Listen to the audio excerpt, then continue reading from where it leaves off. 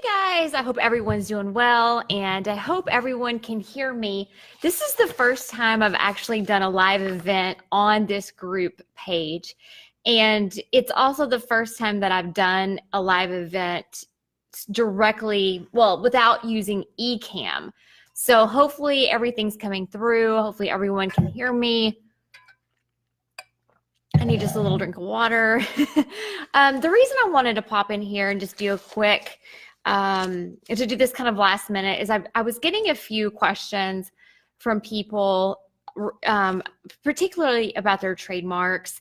And I want to just hop in and answer those because I get a lot of the same questions. So I think it's a really good idea to try to, when I give the answers, to try to do it in such a way that those answers can benefit more than one person, because obviously all of our time is valuable, and I think that's just a good way to do it. So if you're watching this in a review or as a recorded view, and you weren't able to hop on or get your questions submitted earlier, always feel free to send me an email.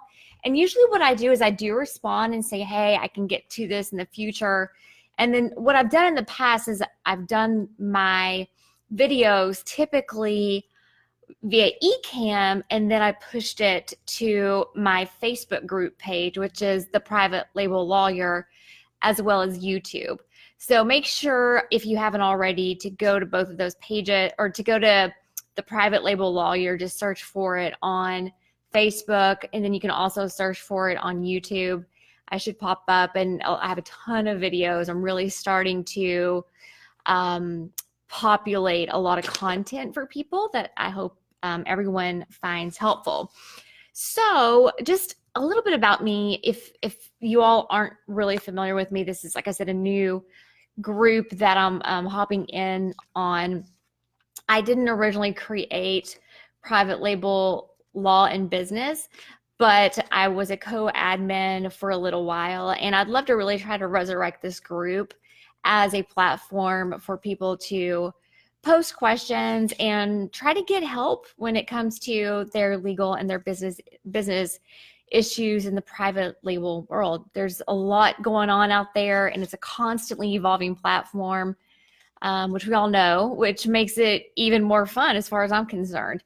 So a little bit about me. My name is Suzi, and I'm the founder of the Private Label Law Boutique, and we empower private label product and brand owners by helping them establish smart, legally compliant products and create and protect strong trademarks from the very beginning of their private label journeys on a daily basis. So that's me. Make sure you go visit my website if you're curious to learn more. It's www.theprivatelabellawyer.com. So I would love to get to a few of your all's questions here. One of the biggest questions I get is, when can I use this TM superscript next to my trademark? And when can I use the R in the circle notification symbol next to my trademark? So as soon as you claim rights to a trademark, and assuming you've done a clearance search, which you should do, you can go ahead and start using the TM next to your trademark. And I think it's a little bit of a common misconception that you have to have a pending application with the USPTO, but that's not true. You do not have to have a pending application to get to use the little TM. So you can and should go ahead and use that notification symbol, or that notice symbol, whenever you're using your trademark on your product and your packaging and your website. Now, I caution you to not get too crazy with the placement of the TM, because aesthetically it can look crazy. So, be smart about it. And just keep that in mind, because it can get a little obnoxious. And I would also generally discourage people from using that particular notification symbol, the TM, on anything that's really permanent, like the actual products. If you do have your logo on your trademark on your product, wait and use a notification symbol after you get it registered. And I'll talk about that in a second. But go ahead and use the TM on your packaging, assuming people, throw it away. So, and that's because you're going to be doing future print runs of your packaging, and you will ultimately, hopefully, get to use that R in the circle, which is reserved for registered trademarks. So only use the R in the circle after you've gotten that trademark registered.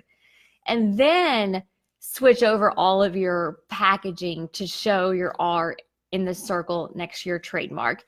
And at that point, you may also want to consider putting that registration symbol on the product itself as well next to your trademark. Again, use common sense here. Make sure it looks good aesthetically. I think it's a good balance. Don't get too crazy with your notification symbols. And that goes for your packaging as well as your e-commerce website. Another question that I got just a little bit ago was, what do I do after I get my trademark registered? What happens next? So this is a good thing to be thinking about, right? You've gone through the whole trademark application process, which unfortunately can be very long and protracted, it seems like, especially in the US. I think Canada might be worse than the US, so keep that in mind. The European Union does seem to go quicker than the US and definitely faster than Canada. But after you do get your registration, there are a lot of things that you need to do. And I'm just going to talk about really a few of the top 2 or 3 things that I want you to keep in mind after you get your registration. So first of all, again, use that R in the circle, like I mentioned a minute ago. You want to put people on notice that you're claiming rights to that trademark. The second thing is to monitor your trademark. And really, this is something that you can do even before registration. And when I say monitor, this is something that you can do on your own, but the goal is you want to know if there are any third parties out there that could be using your trademark in an infringing way. So you could set up Google alerts for your trademark. Now, if you have a descriptive mark, which I hope that you don't, and that's something that if you stick around long enough, you'll hear me harp on a lot, but if you have a descriptive mark, it's going to be harder to set up a monitoring service. If you have more of a portmanteau or kind of a created or coined mark, it's going to be easier to have to monitor that on your own.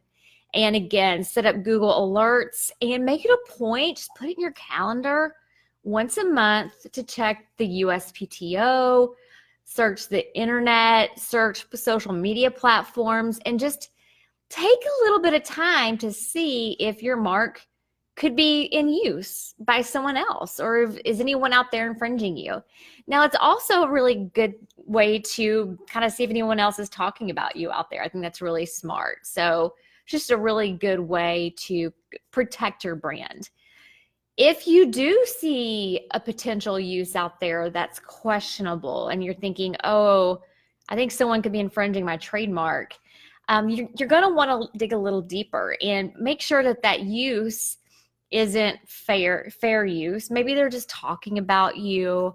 Maybe they're using the term descriptively. There could be a number of reasons that they could be using your trademark in a way that wouldn't necessarily justify a super aggressive demand letter. However, if you do investigate and it looks like they are infringing you, then you need to consider at that point if you want to send an aggressive demand letter. So if you need a demand letter, let me know. I've got templates for those. I don't currently have them on my website, but I will at some point. But I'm happy to prepare those for people as well. Now, the third thing you need to think about after you get your trademark registration are maintenance deadlines. So one thing I love about trademarks is that there's a lot of bang for your buck when it comes to trademark registration, because you can spend comparatively a little bit of money and then have an asset for your business that will grow in value. But for it to grow in value, you have to continue to use your trademark in commerce. And of course, you have to maintain your registrations. And there are filings that need to be made between the 5th and 6th year after registration, and between the 9th and 10th year after registration, and then every 10 years thereafter. If you're doing this on your own, I suggest that you use like a Google Calendar, right? Like an online kind of perpetual calendar, and put it in your calendar.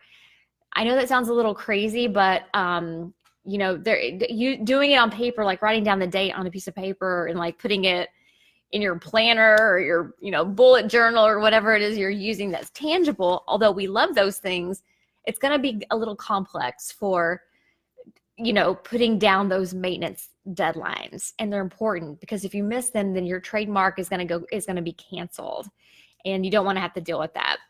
And of course, you can have an attorney. You can have your attorney have it on their docket. And our dockets these days are web-based generally, and you know, we can docket things out, you know, decades into the future. So it's really cool. Technology is pretty cool.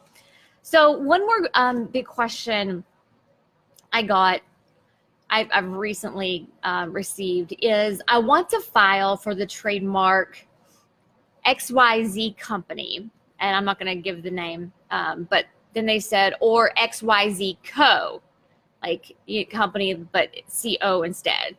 But there's already an XYZ for almost the same goods. So when I say XYZ, just like insert the exact same brand for each of these.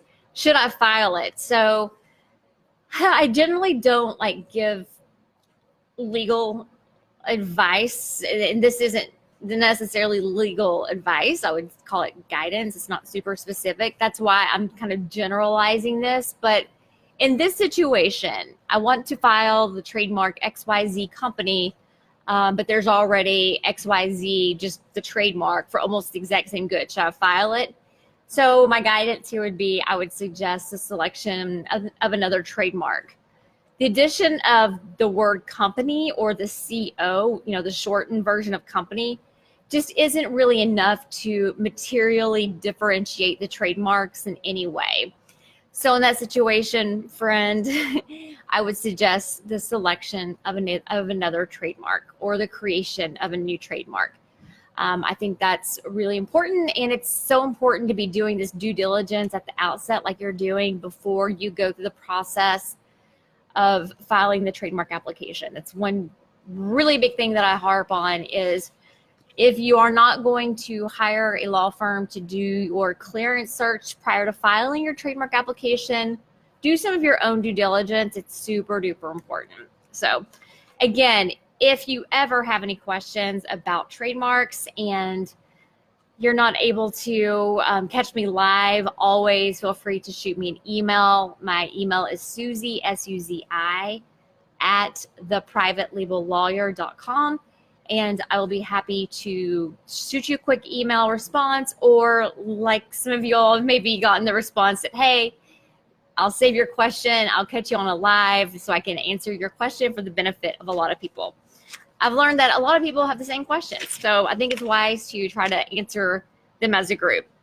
A couple of things I also want to talk about that I've come across recently are people asking me about trademarking the title of their book. So just a note that generally titles of books are not subject to trademark protection, because the title of a book is solely the title of a book. It is not a trademark. It fails to function as a trademark, which is a source indicator. So remember that trademarks are source indicators. When you look at a product, so for example, this product right here, when someone looks at it, they say, oh, that product is from Hydro Flask, right? So, but if this was not on here, how would you know where this product came from? Unless you were already familiar with that cute little logo, that will eventually become more and more familiar to people, that is actually the Hydro Flask logo as well. But let's just say that it didn't have either one. So it would just be like some generic flask, right? Maybe something that you bought from China and you can import and then kind of brand as your own. So that's why we have trademarks, so people will know where the source of this flask came from. And the source of this flask is Hydro Flask. So when you have the title of a book, it functions solely as that, as a title, and not as a trademark.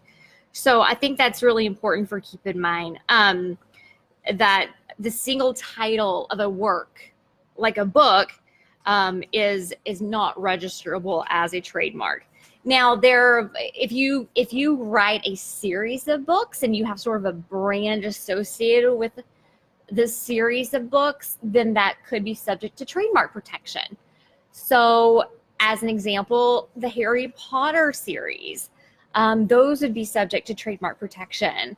One of my clients has a series of books called The Power of Divine Timing, which is really cool because it's a series of astrological books. So, but this whole series is The Power of Divine Timing. And so we have a registration for the series of books. So an interesting one that I recently came across, another situation where people were trying to register a title, is the Magic School Bus.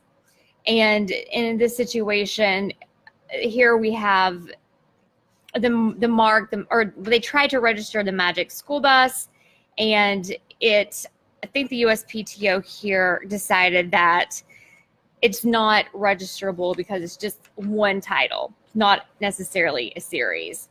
Another just quick example, I'm looking here at my notes, another quick example of series being registerable would be the Nancy Drew series of books, the Hardy Boys series of books.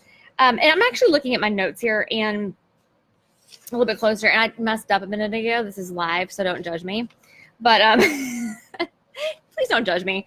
But the Magic School Bus is actually a series. It is actually a series. So they do have a trademark. But it's the titles of those series, like At the Waterworks, is the title of a specific book. So I stand corrected there that the Magic School Bus is actually a series of books that's protected. So that actually looks kind of good. Maybe I should get those books from my nephew. He's 3. He's cute.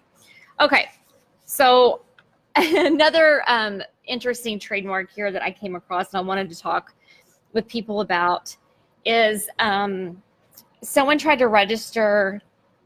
Oh my God, I can't believe they tried to register this. I'm sorry if you're out there. They tried to register the mark World's Best Down.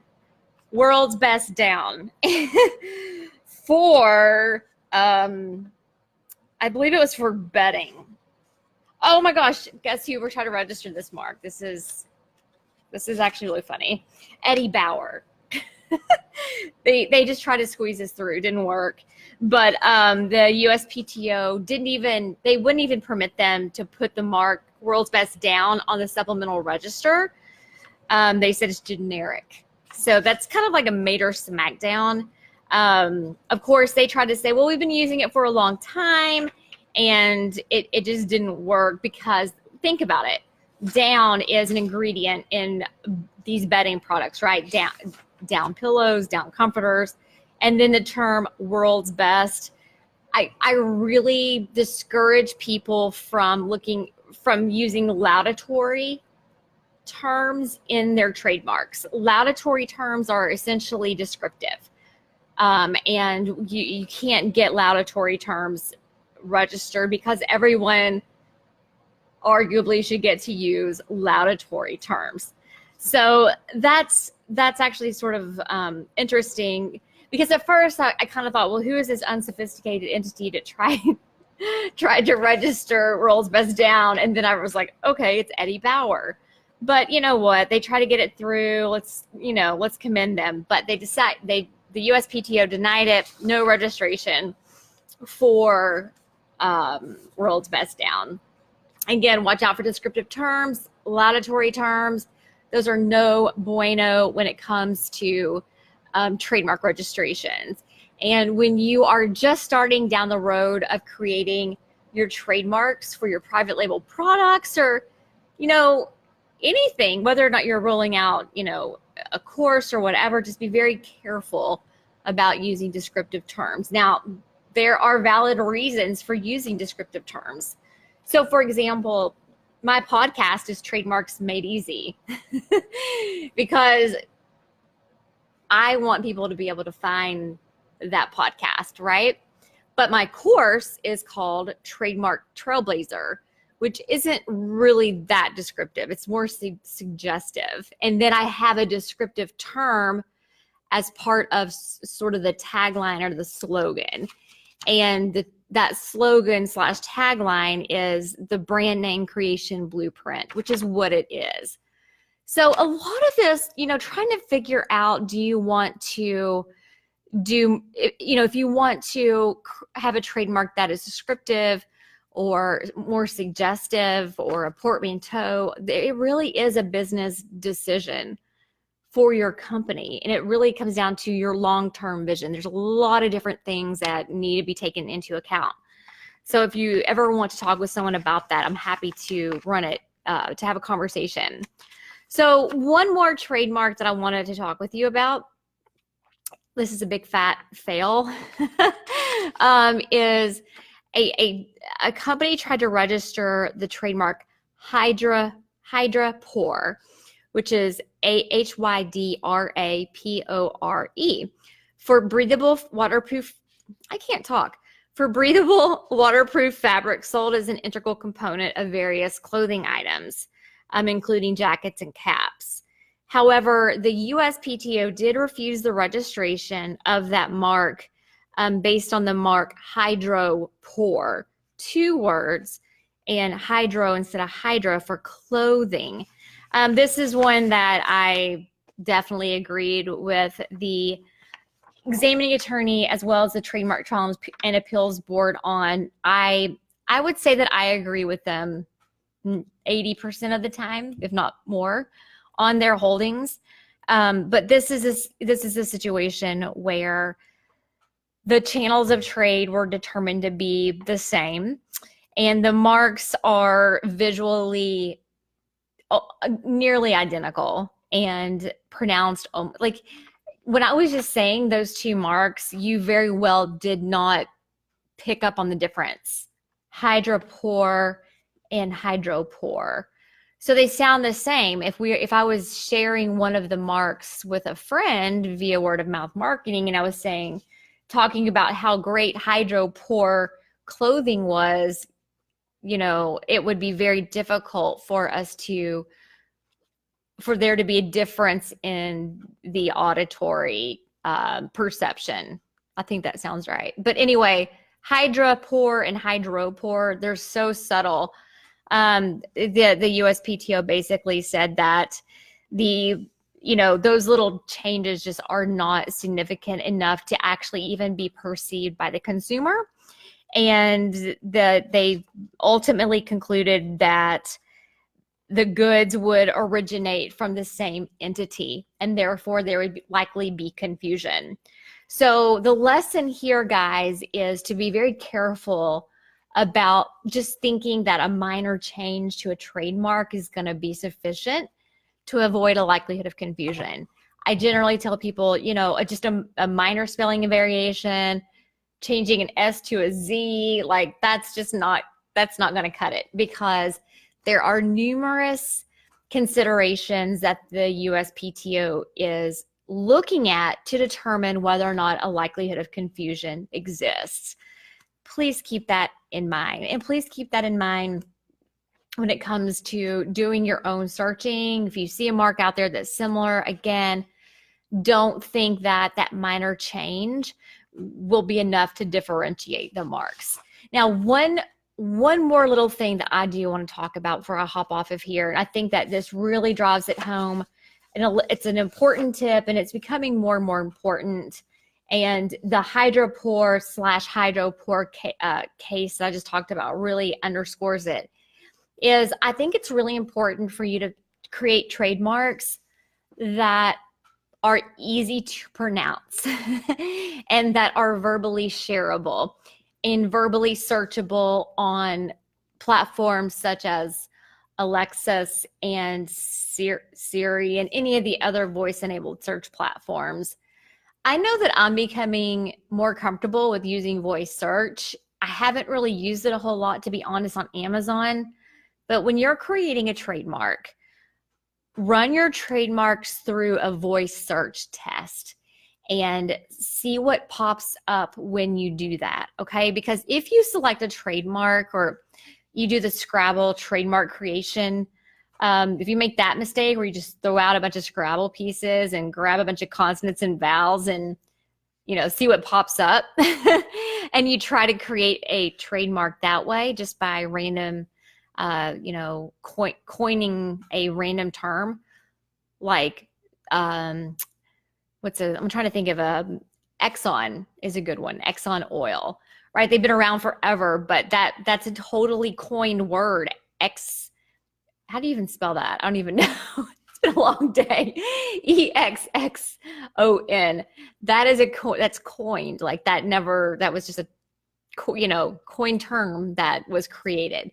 So, you know, think about that when you're creating a new trademark. And does it make sense to come up with some type of coined term? Because these search platforms might not know what you're saying. And that's so important. And then also word of mouth marketing is so important. We ask, what's currently your favorite shampoo? If you can't verbally share it with your friends, you're going to be more hesitant to do it. And I'm guilty of being in a restaurant and not ordering something off of a menu because I can't pronounce it. I'm embarrassed. So I'll just go for like the salad, you know? So you'll see this a lot at like fancy restaurants. You're like, oh my gosh, I don't know how to pronounce that crazy French word. So you just go with like the one that you can pronounce. And it's the same thing with sharing brands with word of mouth marketing. You want your customers to love your product and to love your brand, and you want them to be able to very easily share your brand name. So don't just coin some trademark because you can get the domain name for it. Please don't fall into that domain name trap. Don't do that, because there are ways. I think that pure domain names are totally overrated.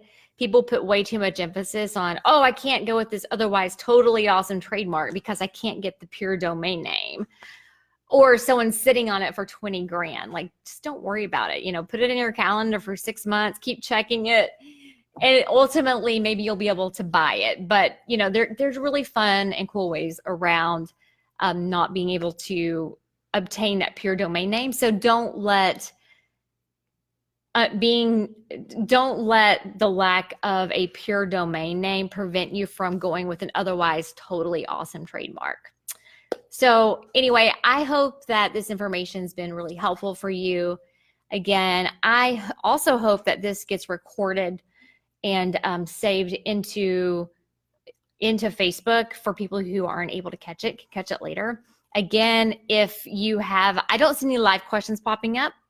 So, and maybe, I don't know if that's because I'm not familiar with how to use this, but if you do have any questions, follow-up questions or questions in the future, please just write them below or to the side